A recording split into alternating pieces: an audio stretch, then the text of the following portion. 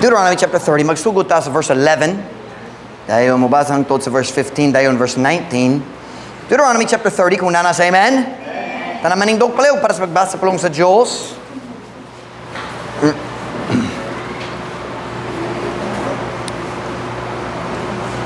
English yun na. Sa ikaduha. For this commandment, which I command thee this day, it is not hidden from thee, neither is it far off. It is not in heaven that thou shouldest say, who shall go up for us to heaven and bring it unto us, that we may hear it and do it? Neither is it beyond the sea that thou shouldest say, who shall go over the sea for us and bring it unto us, that we may hear it and do it? But the word is very nigh unto thee, in thy mouth and in thy heart, that thou mayest do it. You know, I kind of notice God expects us to do what He says in the Bible. Ang Diyos nag-expect kita magtuman, maghimo, magbuha sa mga butang nga nasa iyang pulong. Do it, do it, do it. Verse 15, see, I have set before thee this day life and good, and death and evil.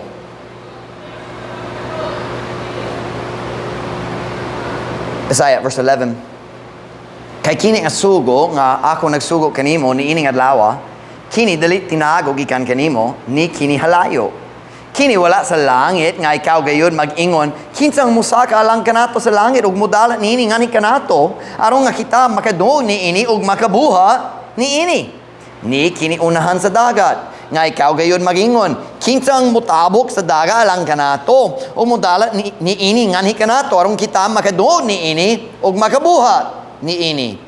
Apan ang pulong haduol kaayo nga na kanimo diha sa imong babaw, diha sa imong kasing-kasing aron nga ikaw makabuha ni ini. Tan-awa, ako nagpahimutang sa atubangan nimo ni ining adlaw sa kinabuhi ug maayo ug kamatayon ug dautan. Tanang verse 19. Verse 19. Ako nagtaw, English. I call heaven and earth to record this day against thee. Record. Nalibog ko sa akong gawin yung English. Record. I call heaven and earth to record this day against you. I don't know which way it is. Nalibog ko sa English. That I have set before you life and death, blessing and cursing. Therefore, choose life, that both thou and thy seed may live. Ako nagtawag sa langit ug sa yuta ron sa pagpamatuod ni ining adlaw batok kaninyo. Nga ako nagpahimutang atubangan kaninyo sa kinabuhi ug kamatayon. Panalangin ug pagtunglo, busa, pilya ang kinabuhi. Aron nga ikaw ug ang imong kaliwa mabuhi. Ang Diyos nagingon, akong gihatag ninyo akong Biblia. Pwede mo sunod na inindot nga kinabuhi, panalangin, kinabuhi, ug maayo. Pwede mo sa likway na kamatayon, pagtunglo, ug pagkadautan. Himo ang imong decision. That's what he says. And then he says, therefore, choose life. It's your choice. I gave you the book, pero ikaw, kinala mag-decision. He says, pero ako mag-suggest. Choose life. Pilya ang kinabuhi. O kanang title sa akong mensahe karong buntag. Therefore, choose life. Busa. Pilya ang kinabuhi. Magampo na ta. Dayon ko mo makalingkod para sa mensahe karong buntag. Father, would you work in our hearts this morning? God, you know how the devil has worked this week and even this morning and yesterday to create stress, try to distract our minds. Now, God, I believe with all my heart that this message is so important, God. Would you help us today to focus? God, I know we've got English class this week, but right now it's preaching time. Would you help me this morning? Would you fill me with your Spirit? Would you guide me? Would you empower me? Help me, God, to preach your word with power, your power. Convict hearts. Help us make good decisions. Lord, help us to choose life. Holy Spirit, we love you, Lord. Bless us, we pray. In Jesus' name, amen. Pwede mo maglingkod. Most of my sermon is written in Visayan. Ang kadaghanan sa mensahe, Bisaya gayud. So, kanamo tabang kung kapoy ko, maglusod ko sa Bisaya, pero murag okay naman ta. Ang Diyos, ang tigmugna sa tanan, misula sa usa ka basahon. Kita na nanad niya na nga idea, pero sa kamatuoran, makatingala gayud ka na. Ang Diyos nga nahibalo sa tanan, o dili gayud malimo sa bisan unsa. Dili siya kinahanglan mo sula alang sa iyang kaugalingon. Busa kung ang Diyos misula sa usa libro, sa walay pagduda, kana nga libro alang kanato lamang. Wala siya ilaing rason nga musula. Dili siya malimot.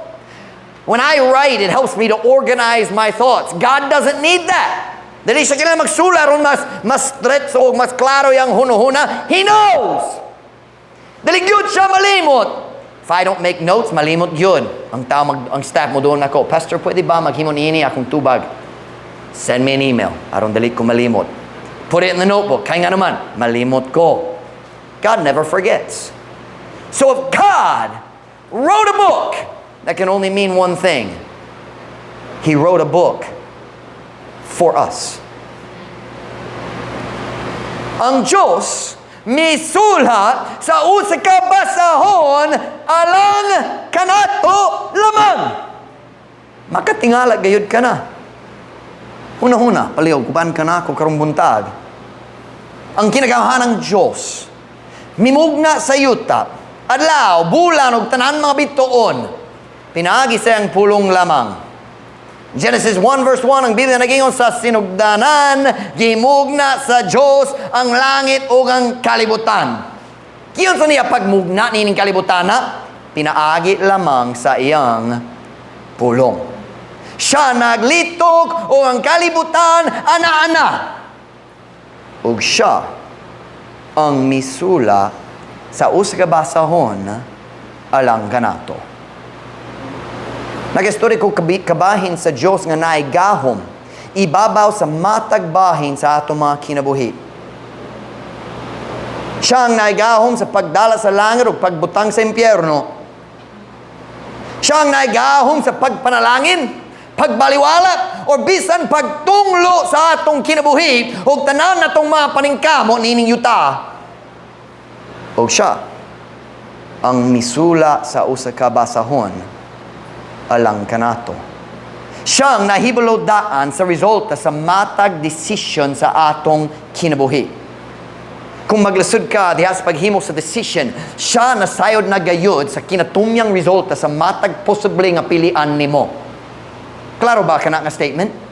Sa dali pa ka mag-decision, siya kabalo daan. Kung maghimo ka niyana, kini ang tumoy. Kung maghimo ka niyana, kana ang resulta sa kinatumyan. Kung ikaw mag-ana, kini ang He knows it all! O siya nga nahibalo sa tanan, nagsula sa usa ka basahon alang kanato. Makatingala gayud kana. Kumulantaw ka sa mga posible nga dalan sa imong kinabuhi, siya makasulti nimo daan na saang matag dalan mo tumong. O siya misula sa usa ka basahon alang kanato. Paminaw, alang kanimo. Makatingala gayud ka na. Pero paminaw na ko karon, na ay usa ka butang nga mas makatingala pa kay niana. Pastor Mike, unsa man ka na? Kana, mao ang kadaghan sa tao diri sa kalibutan nga dili interesado sa pagbasa sa iyang book. Ang kinagamhanang Diyos nga nahibalo sa tanan, Siya misula sa uska pasahon aron kita mahibalo kung unsang saktong dalan sa atong kinabuhi ug ang common nga tao nining kalibutana walay paki kanang butang nga makatingala lang kanako. May I just say this morning, that doesn't make sense. Siya nga nahibalo sa tanan, siya nga kabalo sa kinatumyan sa matag dalan sa kinabuhi, siya nagsulat sa book o dili ta interesado mo basa. Why klaro ang hunahuna sa tao na ining kalibutan na?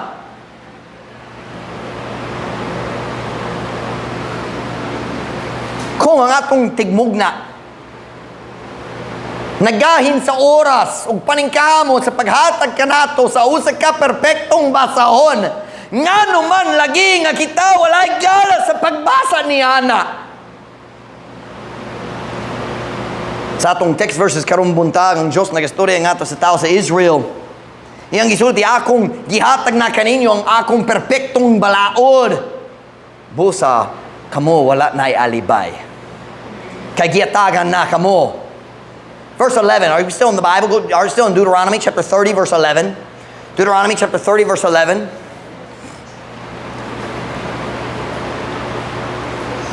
Deuteronomy chapter 30 verse 11. Kung nasa amen? For this commandment which I command thee this day, it is not hidden from thee, neither is it far off. Kay kini nga sugo nga akong nagsugo kanimo nining adlaw. Kini dali tinago gikan kanimo ni kini halayo.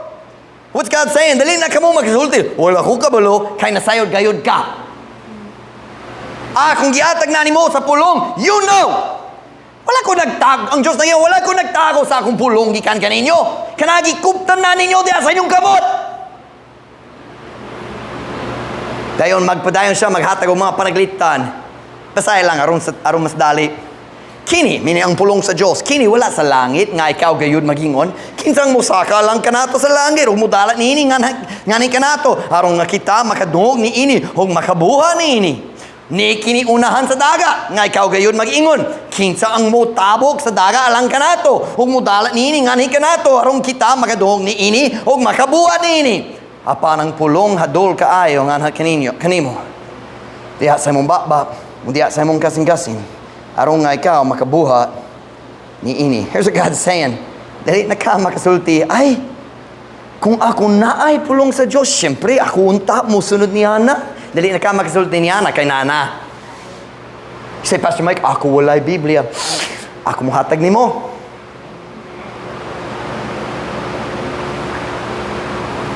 Ang Diyos nag-iingon kanila, kamo wala na'y alibay tungod kay ako mihatag na kaninyo sa akong pulong. And I'd like to say this morning, we don't live in China. We don't live in Oman, where Brother Nahum worked. Wala ta kapuyo sa Vietnam or North Korea or Thailand or India or Indonesia or Papua New Guinea. Kapuyo ta sa Pilipinas. And if you live in the Philippines, you can't say, I wish I had the Bible, because you can get it. If you live, kung kapuyo ka sa Pilipinas, ug dali ka mo basa sa Biblia, ikaw walay alibay. Kung ikaw nagabaliwala sa pulong sa Diyos, tiya sa imong kinabuhi, kana dali tungod wala kay time. Kana lang tungod wala kay paki. The real issue is, if you don't read the Bible, you don't believe you need God's help. Kung dali ka mo basa sa Biblia, ang rason simple kayo, wala ka nagatunga, kinahanglan ka sa Diyos. Wala kay paki.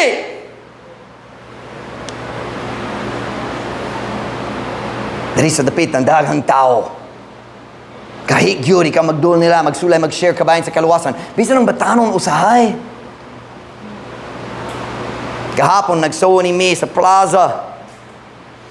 Nay grupo dito sa Pecos nga dapi, basin 15 kabuk sila tanan. Nag-choir practice sila. State U students sila. Nag-choir practice sila. Batanon pa, State U. Pero sa di ako nagduo ko sa mga lalaki, kay sila nag-practice sa laing grupo, kay ang leader wala dito, so they're just practicing their different parts, alto, soprano, tenor. Nag-practice sila sa mas kamay nga grupo. Giuna na ko ang mga lalaki. Dili sila interesado. I'm talking college age students, they took sila nagdawa sa track, pero obvious good, dili sila gana mo story na ko. So wala ko namugos, niyato ko sa sunod. Diri sa Pecas na ay 5 girls. Sila po nag-practice para sa choir. Wala sila nag-practice kayo niya ng panahon. By the way, I didn't interrupt their practice. They were just standing there still. Now, would I have interrupted their practice? Absolutely. Kung sila maminaw, mag-share ko. But I didn't interrupt their practice. They were just talking. Nagduo ko sa 5 girls. Sila nagdawa. Pero dili sila mo tanaw na ko. Naglikay sa akong pananaw. I mean, dili sila ganahan mo story na ko. They don't want to hear it. Kasi kanaman ay mayang balita, musulti ni mo sa pinakimportanteng butang sa kinabuhi. Ang paaging ang mga magsasala pwede maluwas aron makaadto kayo sa langit. Wala sila paki. They weren't rude. They weren't mean. They just didn't care. So naglantaw, napay tulo kalaing babae. Sila po na member sa choir, naglingkod sila, pero sila nag-cellphone ra dito sa bench. Nagdol ko kanila. O duha sa tulo interesado. Busang ikatulo nagstay siya pod naminaw. And I went through the gospel silang tulo naminaw og naluwas na. So gikan sa 15 basin, 3 na lang interesado. Say, why is that? It's real simple. Most people don't believe they need God. Kanamo ras nga lisod ka ayaw mag-invite sa tao sa church. People just don't think they need God. Dali ko kinalan sa Diyos, okay naman ko sa akong kinabuhi karon. Mag-invite me sa tao sa church. Dagang tao gi-invite.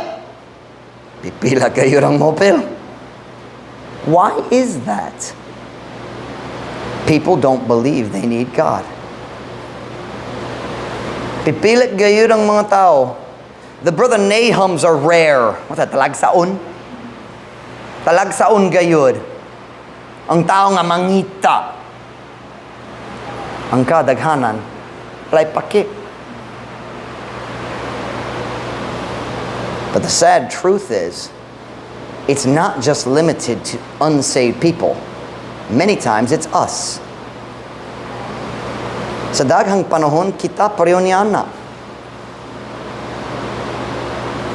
Nay daghang panahon, kita nga mga naluwas. Dalita mo to gayon, nga kinahanglan ta sa tabang sa Diyos, tiya sa atong adlaw-adlaw nga kinabuhi.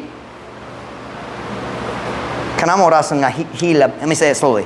Kanamang rason nga naay hilabihan kadaghang Kristohanon nga dili mo basa sa Biblia. Taon naluwas. Bisan naluwas na sila. Bisan nagasalig sila ni Jesus para sa ilang kaluwasan. Nagasalig sila gihapon sa ilang kaugalingon alang sa ilang yutanong kinabuhi. Oh, they know they need Jesus for salvation, but they think they can handle everything else themselves. Themselves, that's good English. Themselves. Ang ilang huna-huna. Kaya na akong kaugaling mga decision. Magkapaandar ko sa akong kaugaling kinabuhi. Kabalo ko kung unsang saktong dalan sa akong kinabuhi. Daghang Kristohanon sama ni Ana. Kana lamang maong ras ng mga Kristohanon. Dili mo basa sa Biblia. They don't believe they need God's help. When you find yourself, wakoy time ni Ana sa kamatuoran. Nagsugod ka og tuo nga wala nakakinahalan sa tabang sa Dios. Dali nakakinahalan sa iyang kaalam, dali nakakinahalan sa iyang kalig-on aron makasunod niya, okay ramang ka. That's the reason na mga tao mo appeal sa church, maminaw sa pagwali, pero dili gayud mag-change sa bisan unsa sa ilang kinabuhi. They don't believe they need God. Maminaw. Pero dili mausog. Kaya nagatuo sila, okay ramang ko. They believe that they know what is best for their lives. We're talking about people who have God's word but choose to ignore it. Mga tao na ay pulong sa Diyos pero magdesisyon nga magbaliwala ni Ana. Kaya nga naman, tungod kay sila wala nagatuo nga sila nanginahanglan sa pulong sa Diyos. Kini man ang ilang attitude. I'm talking Christians. Nagastory ko kabayan sa taong naluwas. kinahanglan ko nga ikaw maluwas na ko. Siyempre, ikaw rang makaluwas na ko. So, ako mo daw sa kaluwasan. Pero, kaya na ako ang tananlain sa akong kinabuhi. You take care of salvation ang tananlain ako. Kind of like we talked about in Sunday school this morning. We invite the Holy Spirit in and then put him in the closet. Can I ask you a question? Kana ba ang imong attitude nga to sa Diyos? Ginoo, nalipay ko naluwas na, pero dali ko kinahanglan sa imong paggiya. Ginoo, salamat sa imong kaluwasan, apan kaya na ako ang lain. For those with that attitude, alang sa mga tao nga sama niya na naluwas o dili, God has a very stern warning in our text verse this morning. Ang Diyos na usa ka makahadlo nga pagpasidaan alang sa mga tao nga sama niya na. Deuteronomy 30 verse 15. Deuteronomy 30 verse 15.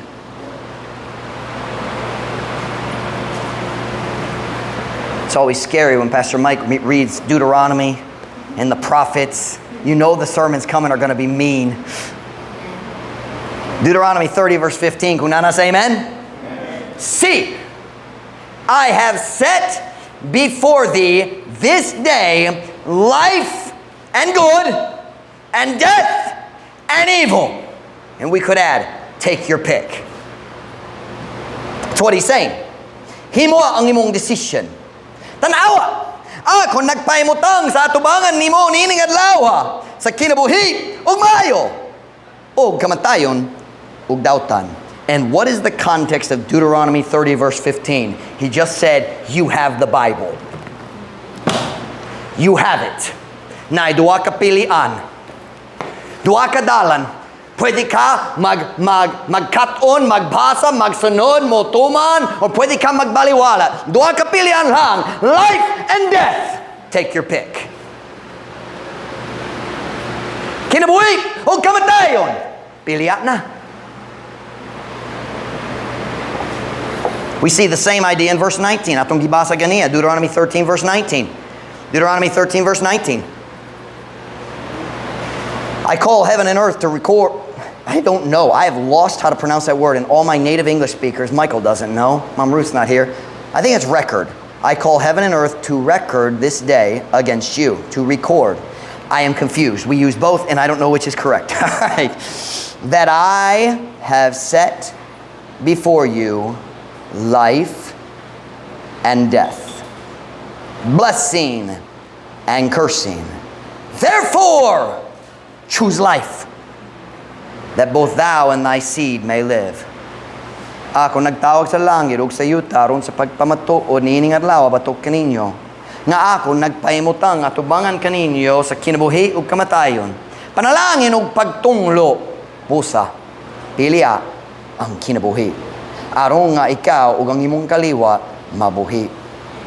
You listen to your pastor this morning. Ang Biblia dili lamang listahan sa maayong mga idea. Ang Biblia sama sa uska mohon. Kabalo mo ang pulong mohon, di ba? Mupali ka sa lote, ang engineer mo gawas magbutang sa mga mohon palibot sa imong property. Kaya ang mohon mo pakita nimo asa imong lote mo tapos ug asang lote sa silingan mo sugod. Ang mohon, watch it now, ang mohon mo pakita nimo sa linya. Can you use the word linya there? Sa linya, sa lalong nga Bisaya, utlanan, boundary. Ang mohon mo pakita nimo kung ikaw maglapas. Di ba? Ang Biblia dili listahan lang sa mga mayong idea. Kung interesado ka, basing kini mo tabang nimo sa imong kinabuhi, kanadali ang Biblia. Ang Biblia sama sa uska mohon. Ang Biblia, mao ang mohon, taliwala sa kamatayon o kinabuhi. Sa pagkadautan o pagkamayo, sa pagkatunglo o pagpanalangin. The Word of God is the dividing line. And what you do with God's Word will decide which way you go. Usahay, alang kanako, kahibulungan gayud ang paagi sa hunuhuna sa mga Kristohanong kabahin sa pulong sa Diyos. Sila naghunuhuna, kabalo ko kung unsig itulo sa Biblia, pero kaya nga akong kinabuhi, o ako makahimo sa akong kaugulang mga desisyon, o kung andam na ko mo balik sa Diyos, siya mo pasaylo ka na ako. I'm sorry, I only have one word for that. Tig pahimulos. Tawato ng kaluwasan, dayon magpahimulos sa manluluwas. Pagkaulaw sa Kristohanong nasama ni Ana. I just want to say very clearly, anytime you choose to ignore God's word, you have chosen the way of death. Bisan kanusi ikaw mo pili sa pagbaliwala sa pulong sa Diyos, nagpili na ka sa dalan sa kamatayon. Proverbs 16:25, there is a way which seemeth right unto a man, but the end thereof are the ways of death. Adunay uskadalan nga matarong nga to sa uskataw, apan ang katapusan ni ini mao ang mga dalan sa kamatayon. Kahibulungan gayud ang hunuhuna sa tao. Have you ever noticed? Everybody thinks when they disobey God that their path is different than everybody else's path. Ang tanan tao hunuhuna ang akong dalan espesyal. Kabalo ko nagbaliwala ko sa sugo sa Diyos, pero dili ko maisama sa lain tao nagbaliwala sa Diyos, sa pulong sa Diyos. Kaya ako nagpili sa akong kaugalingong dalan. That's what it says. There is a way which seemeth right unto a man. But notice the end of the verse. But the end thereof are the ways of death. Mga dalan sa kamatayon. Say, Pastor Mike, what does that mean? Ang tanan dalan gawas sa kabubuton sa Diyos, motumong sa parehong lugar, kamatayon. Kung ikaw magbaliwala sa pulong sa Diyos, o ang laing tao magbaliwala sa pulong sa Diyos, basin lahi ang inyong dalan, pero pareho ang inyong kinatumyan. It doesn't matter the reason, it doesn't matter the path, the end is the same. You've chosen the way of death.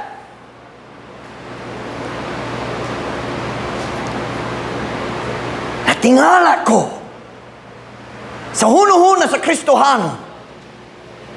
Kabalo ko, wala ko nagsunod gayud sa Ginoo karon, apan lahi ang akong situation, ang Diyos makasabot.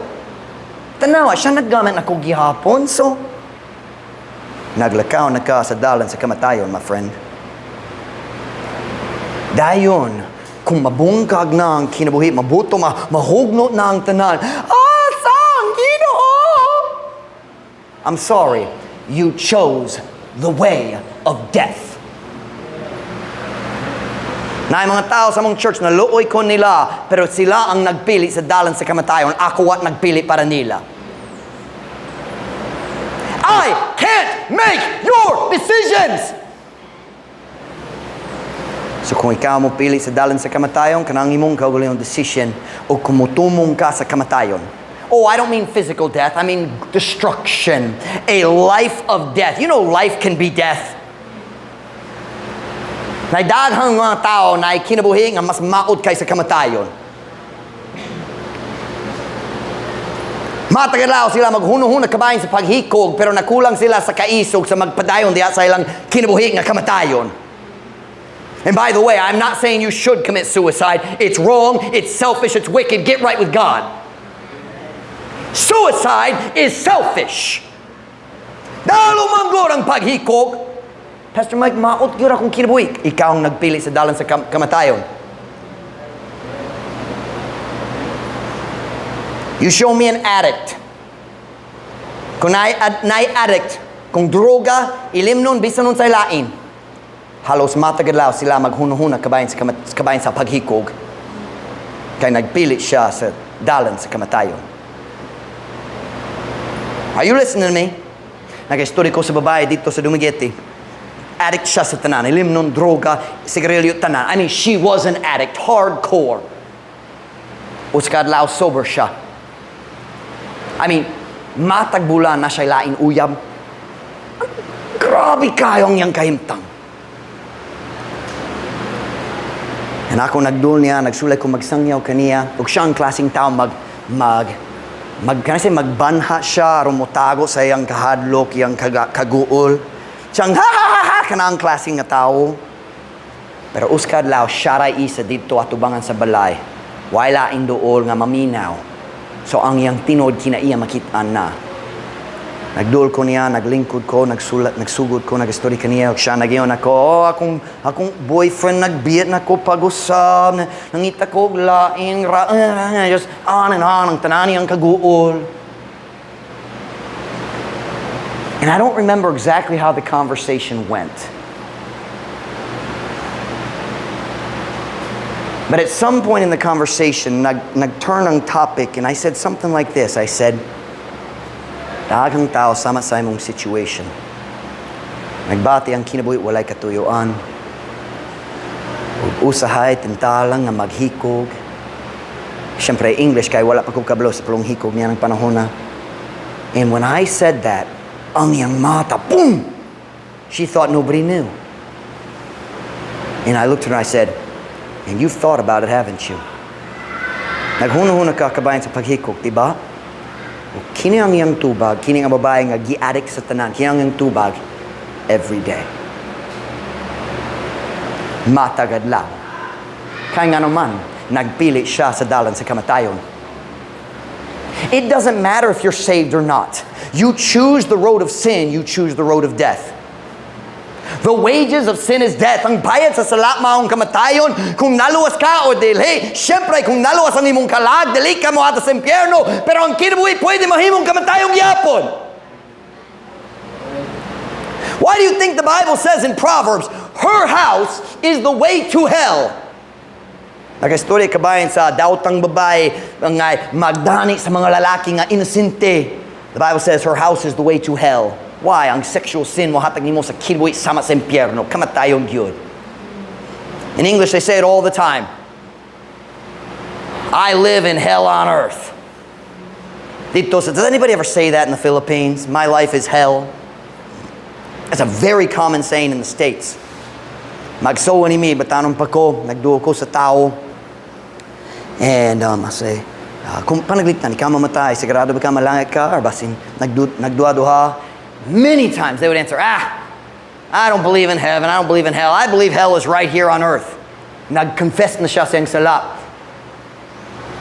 Because when someone's life becomes hell, they have sinned sexually.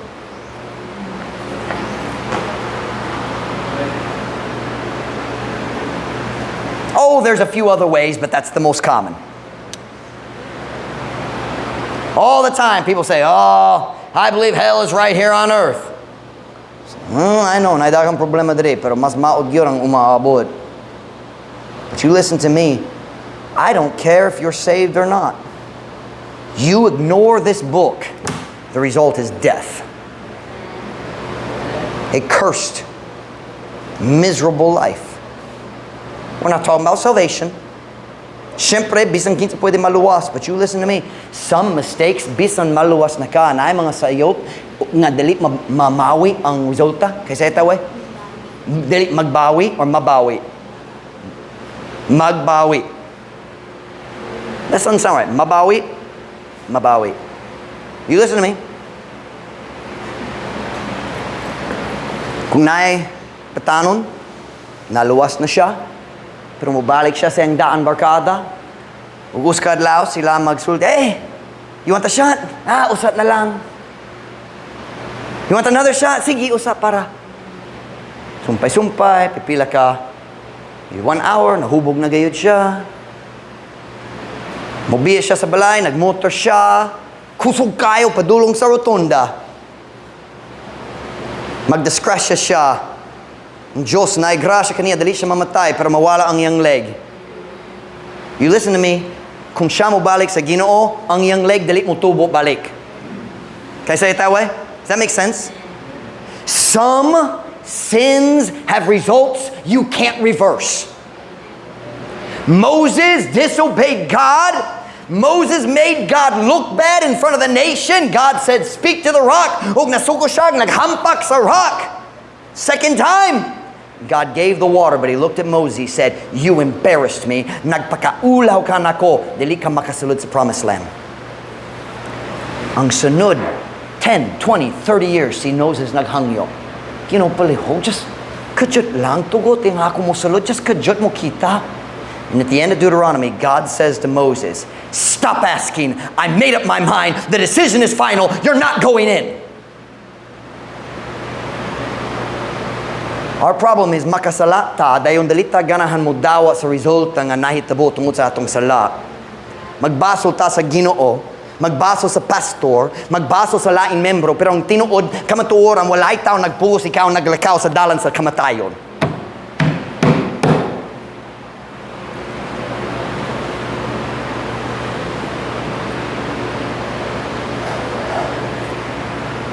Isang kanusa, magdesisyon ka sa pagbaliwala sa pulong sa Diyos, nagpili ka sa dalan sa kamatayon. You listen to me? Young people, kung magdesisyon ka, magbaliwala sa mga warning sa pastor, mag-uyab-uyab kamay, you've chosen the road of death. Nagpili, I'm for relationships, I'm against uyab-uyab. Kung ang tao ready na para sa kaminyoon, nindot kayo ang Diyos nung relasyon padulong sa kasal, nindot kayo ka na. Pero kung mag-decision ka, mag-uyab-uyab, I'm not gonna really, dali ko mo to nga, I'm not gonna really go into deep sin. You listen to me, you've already chosen the road of death. Kung mag-decision ka, mo appeal sa hugaw, and I'm gonna use a strong word here, don't get mad. Kung nga mga batano sa eskwela, kung mag-decision ka, mo appeal sa hugaw, ulagon nga pagsayaw sa among mga eskwela. Atong mga eskwela diri. Kipilit na nimo ang dalan sa kamatayon. You say, Pastor Mike, you shouldn't use that word. It's a Bible word. And anybody who has half a brain knows when young people dance, kana magpalambo sa, is it I lost the word, kaulag? Kanag yun! And anyone who says that's not true is either a liar or stupid. Gamayra, Pastor Mike, aron ang akong teacher, dali masuko na ko. You've chosen the road of death.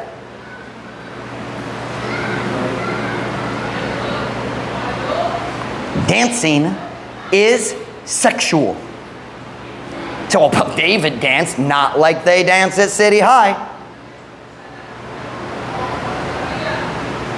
Just like ang tanan paluhubog kabalo nga si Kristo naghimo sa bino nga sa tubig nga bino, ang tanan tao kana magsayaw kabalo nga si David nagsayaw, but he wasn't doing a sexual dance.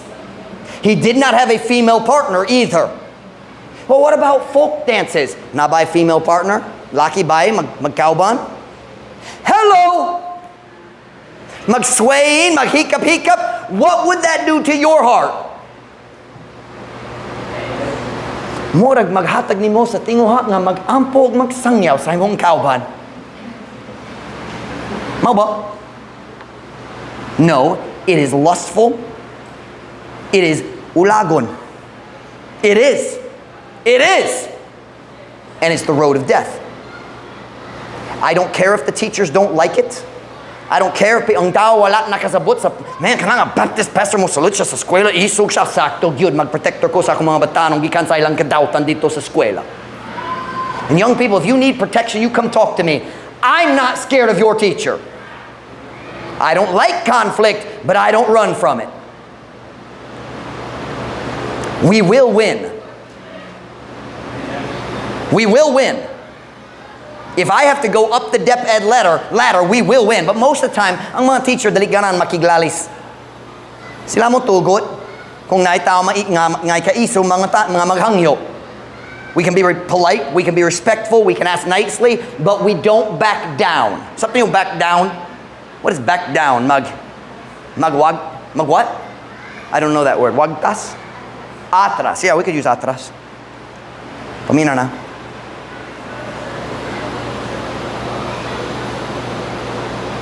Kung ikaw mag-decision nga mo dawa sa uska shot, you listen, nagpilit na ka sa dalan sa kamatayon. Kung ikaw mag-decision nga mo tanaw sa pornography sa imong phone or sa phone sa imong silingan, sa imong classmate, Nagpilit na ka sa dalan sa kamatayon. Kung mag-decision ka nga mamakak, maglimbong, magkawa, you've chosen the road to death. I'll be very honest this morning. Ako sulti niyong prangka. Kini nga klase sa sermon, kanunay, maghimo na ko nga makulba. Halos sa tanan panahon nga ako gigiyahan sa Diyos nga mawali sa mensahe sama ni ini. Sa pipila ka adlaw or simana, gibutyag na gayud sa Diyos ang sala sa uska membro sa atong church. Siya mihatag kanila sa warning daan. Dayon siya nagpadayon o ang Diyos nagpaulaw kaniya. Dali ko. I don't travel around. Dali ko magsusi sa kinabuhi sa mga membro. But over and over, I've seen it. The pastor stands up and preaches hard. Sometimes 2 or 3 weeks, sometimes a month and a half. Isog yun ang pagwali. Wag warn kabayan sa sala. Ang Diyos naghatag sa tsansa. Diya sa iyang kaluoy, naghatag siya sa tao sa tsansa. Dayon, hurok na ang time. Ibutyag na ang sala, ang tanan tao mahibalo, dako ang kaulaw. Usay naguba ang kinabuhi. When I preach sermons like this, it's not fun. Wala ko'y lingaw-lingaw diyan niini. It honestly scares me. Kay wa ko kabalo kinsa ang nanginahanglan niini. But somebody needs a warning. Walay pagduda na itaw diri kinahanglan nga i-warn karong buntag kay nagdulat-dulat ka diya sa sala. Unsay mong gilantaw sa imong cellphone? Kumusta imong pagbasa sa Biblia? Nagbaliwala ba ka sa pulong sa Dios? Unsay klase sa imong music? Unsay imong gibuawan sa imong kalibutanong nga barkada? Ako maghangyo kanimo karon. Kung nagadula ka sa sala, pasagdi ka na palihog. Dawata ang malaluyon nga pagpasidaan sa Ginoo o isalikway ang dalan sa kamatayon samtang napakay tsansa. Everybody believes my life will be different. Nope! You go down the road, you reach the end. Ikaw moabot sa kinatumyan, sa dalan din ikaw naglakaw. Sakto ang grammar? There's only one, if I don't want to get to the fan, there's only one way to avoid it. Change paths. Therefore, choose life. Pusa, pilya ang kinabuhi. Salikwa ang dalan sa kamatayon. Follow God's word. God said, I put before you life and death. Make your choice. We've seen enough lives destroyed because everybody thinks, kanadalit maitabo kanako. You're wrong. Watch me now. No one ever proves God wrong. You won't. Nasabtan niyo ka na nga expression, walay tao gayud nga nagpruweba nga ang Diyos ang nasayop sa iyang saan. You walk the world's path, you get the world's results. Ang Biblia naging on Proverbs 4:26, hinuktoki ang agyanan sa imong mga tiil o gitugo nga tanan nimong mga dalan nga mapahimutang. Hinuktoki, susiha. Diba? Investigar. Maglantaw, dere ba? Nagtanaw gayud, diba? Hinuktoki. So ako mga ayon nimo karon. Hinuktoki ang agyanan sa imong tiil.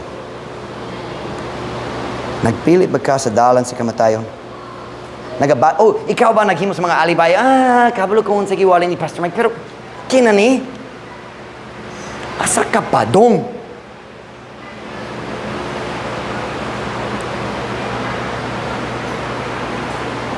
Kumusta ang imong attitude kabayan sa pulong sa Diyos? He gave you a book. Ang imong tigmugna, mihatag kanimo sa book. Ang Diyos nga kabalo sa kinatumyan sa matagdala, mihatag kanimo sa book. Have you read it this week?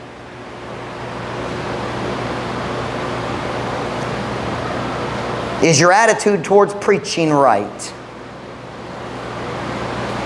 Masuko ka sa pagwali niya, si Pastor Mike, kanuna isog siya. Ang Diyos nasa langit. Ako nagpadala sa pastor nga isog kay gahi sila og ulo. Welcome to Dapitan. Soft-hearted pastors die here. So God sent you a pastor without a heart at all. Busa, pilya ang kinabuhi. Busa, pilya ang kinabuhi. Nagadula pa ka sa sala, undangin na. Get on the right road. Follow His book. Life, good, blessing. Death, evil, cursing. Take your pick. One every head bowed, every eye closed.